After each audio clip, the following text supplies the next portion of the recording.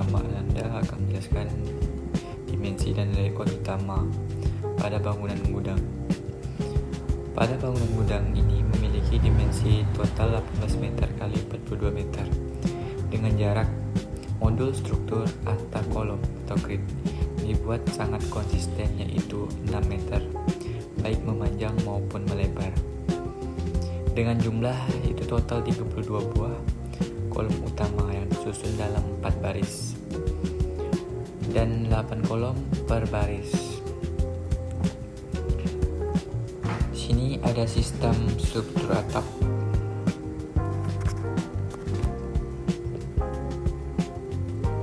Desain atap menggunakan sistem gable frame atau pelana dengan kemiringan yang landai. Terus ada rangka utamanya, yaitu rafter menggunakan balok miring yang didukung oleh kolom tengah agar menciptakan bentang bebas yang luas. Gording yang terletak di atas rafter dengan jarak tiang gording sekitar 1,2 meter dengan fungsi sebagai dudukan langsung material penutup atap. Titik tertinggi atap yaitu red G terletak pada elevasi di atas 7 meter dari permukaan lantai. Tritisan atau overhang memiliki panjang 1,5 meter pada sisi samping untuk melindungi dinding dari air hujan. Yang terakhir ada sistem struktur bawah, yaitu berdasarkan gambar potongan A. Yaitu pertama, gudang ini menggunakan pondasi tapak atau footing beton bertulang yang diletakkan di bawah setiap kolom utama. Terus ada lantai bangunan ditinggikan 0,4 meter atau 40 cm dari permukaan tanah untuk mencegah masuknya air permukaan atau banjir lokal yang mungkin terjadi. Terus terdapat balok pengikat slope yang menghubungkan antar fondasi agar beban menjadi rata dan kekakuan struktur bawah terjaga. Baik, saya akan menjelaskan di isometri struktur. Di sini dapat dilihat bahwa sistem bangunan gudang ini menggunakan sistem bracing atau ikatan angin pada bagian atap. Di sini pada bagian bawah atap kami menggunakan ikatan angin dan digantikan dengan kawat background. Terus pada bagian dinding sangat krusial sekali karena dapat menjaga stabilitas struktur terhadap beban lateral seperti angin atau gempa.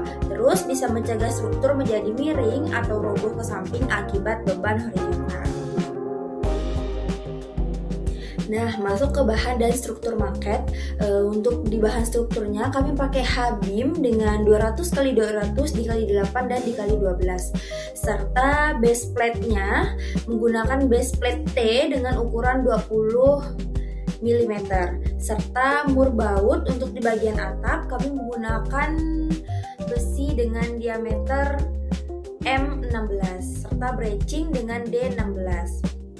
Serta pada bagian atap di atas ini kami menggunakan WF dengan ukuran 200 dikali 100 dikali 5 dan dikali 8, serta gording menggunakan kanal C dengan ukuran 125 dikali 50 dikali 20, serta rafter WF dengan ukuran 250 dikali 125 dikali 6 dan dikali 9. Untuk pengganti bahan struktur dengan maket ini saya menggunakan kayu balsa serta kawat bedrat sebagai ikatan angin.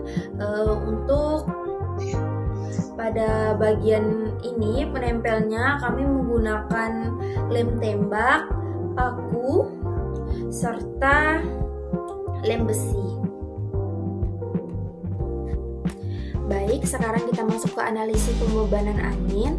Di sini saya akan menjelaskan untuk data kondisi bangunannya, yaitu ada klasifikasi tinggi bangunan, klasifikasi ketutupan, kecepatan angin dasar, faktor arah angin, kategori ekspor, faktor topografi, faktor elevasi permukaan tanah, serta faktor efek hembusan angin.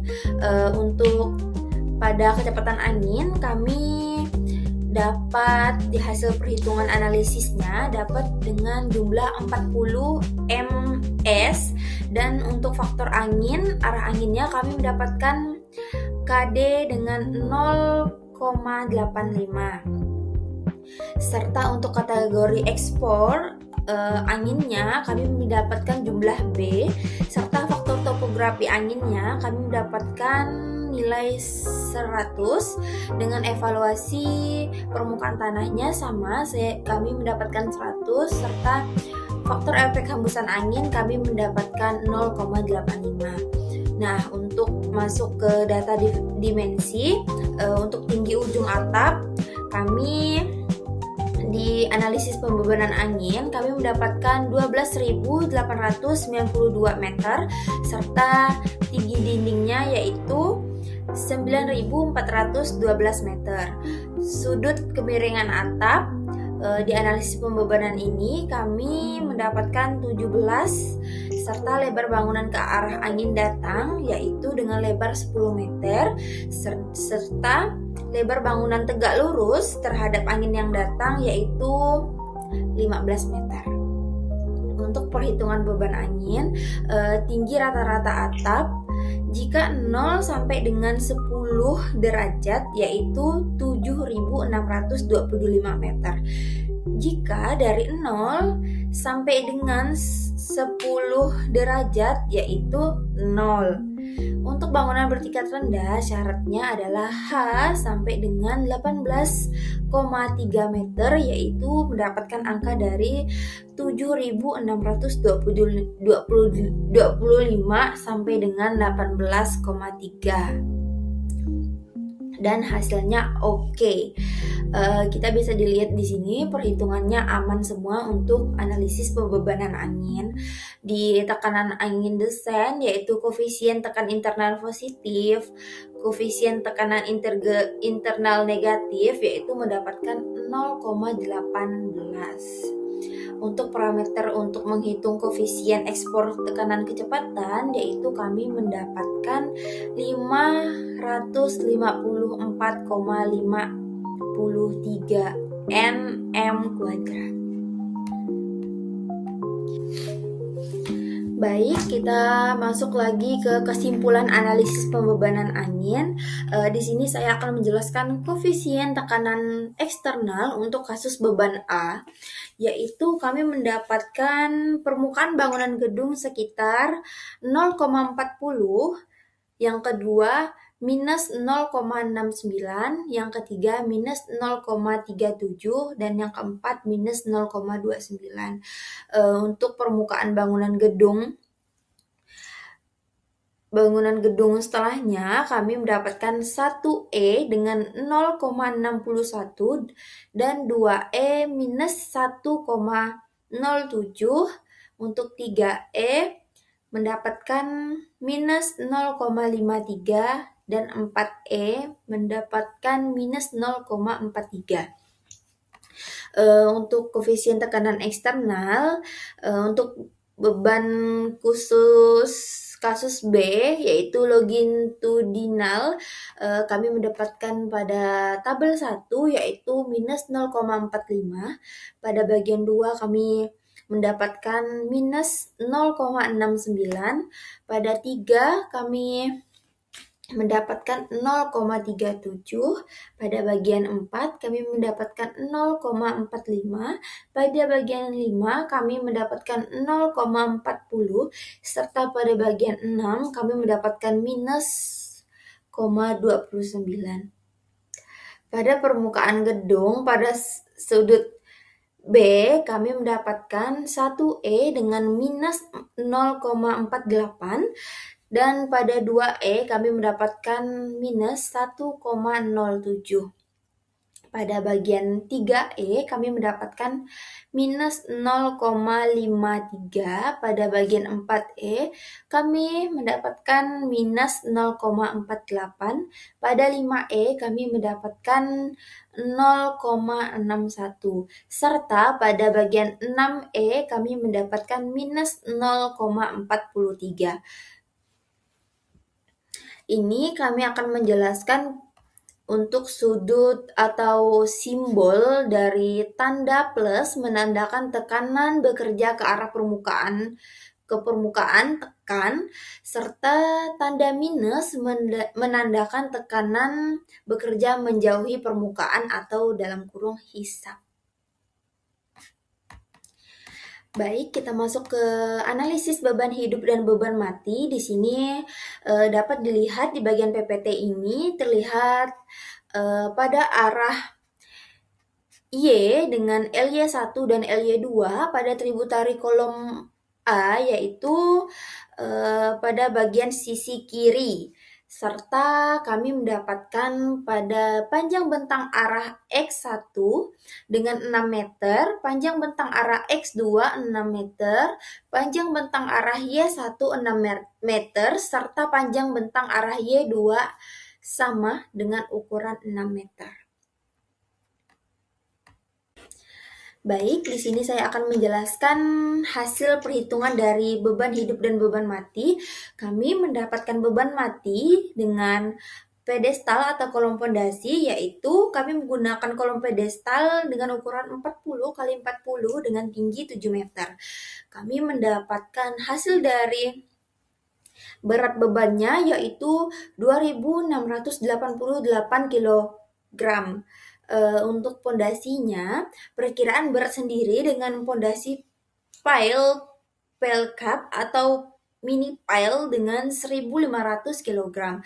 Untuk total bebannya yaitu pada beban mati di bagian kolom yaitu 2.688 kg, untuk di pondasi 1.500 kg dengan total seluruhnya yaitu 4.188 kg. Untuk beban hidup lantai 0 kg. Perhitungan beban mati. Beban mati adalah berat yang permanen dari seluruh komponen bangunan berdasarkan data komponen utama yang meliputi plat lantai yang akan dihitung dari luas kali berat jenis beton dikali tebal plat dengan hasil 8.640 kg per lantai. Beban atap menggunakan kombinasi rangka baja dan genteng metal dengan total 35 kg per kubik. Dengan hasil perhitungannya adalah 630 kg. Beban berikutnya adalah komponen struktur bawah yang terbagi menjadi dua, yaitu pedestal. Berat kolom pondasi sebesar 2.688 kg dan berat pondasi dengan estimasi berat pile cap dan pile sebesar 1.500 kg.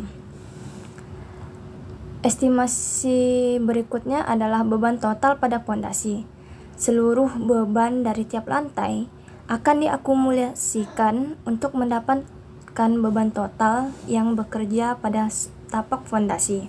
Dengan total beban mati setelah diakumulasi dari basement, lantai 1, atap hingga pondasi mencapai 27.210 kg. Sedangkan total beban hidupnya setelah diakumulasikan dengan beban operasional dari setiap lantai sebesar 4.050 kg. Selanjutnya adalah kombinasi pembebanan. Untuk memastikan keamanan struktur, beban akan dihitung menggunakan dua kondisi utama. Yang pertama adalah beban ultimate yang digunakan untuk desain kekuatan elemen struktur atau kolom. Berikut adalah rumusnya. Dengan hasil 34.106,4 kg. Yang kedua adalah beban kerja.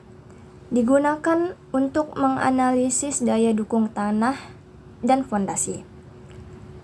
Dengan hasil 31.260 kg. Baiklah, kita akan memasuki analisa beban yang terakhir, yaitu analisa beban gempa. Langkah awal dalam analisa beban gempa adalah menentukan karakteristik tanah dan tingkat kerentanan selamik wilayah tersebut. Yang pertama adalah klasifikasi situs, yang akan diambil berdasarkan nilai NSPT kurang dari 15. Situs akan diklasifikasikan sebagai kelas situs SE atau tanah lunak. Yang kedua adalah parameter terpetakan yang dibagi menjadi dua, yaitu periode pendek 0,2 detik sebesar 0,1500 gram dengan periode 1,0 detik sebesar 0,0500 gram. Selanjutnya adalah koefisien situs, yaitu kelas situs SE dengan didapatkannya nilai amplifikasi 0,9000 dan FE-nya adalah 0,8000. Langkah yang kedua adalah menghitung respon spektra percepatan dengan nilai parameter gempa dasar, kemudian akan disesuaikan dengan kondisi tanah lokal dan didapatkan seperti slide berikut ini. Langkah ketiga adalah menentukan parameter spektral design. Parameter desain akan diperoleh dengan mengambil 2 atau 3 nilai respon spektral maksimum yang akan digunakan dalam perhitungan gaya gempa pada struktur. Berikut ini adalah rumusnya beserta nilai dan hasil akan ditampilkan di slide berikut ini. Langkah kelima adalah penentuan percepatan desain yang akan ditentukan berdasarkan periode getar bangunan, nilai SA melalui zona-zona berikut ini. Zona 1 adalah zona menanjak. Berikut adalah rumusnya. Yang kedua, zona plat. Yang ketiga, zona lengkungan. Dengan contoh interpretasi tabel. Jika bangunan memiliki periode getar T sama dengan 1,0 detik, yang akan berada di zona T lebih besar dari TS, maka nilai respon spektra percepatannya adalah 0,027. Baiklah, sekian dari saya. Kurang lebihnya tolong dimaafkan. Assalamualaikum warahmatullahi wabarakatuh.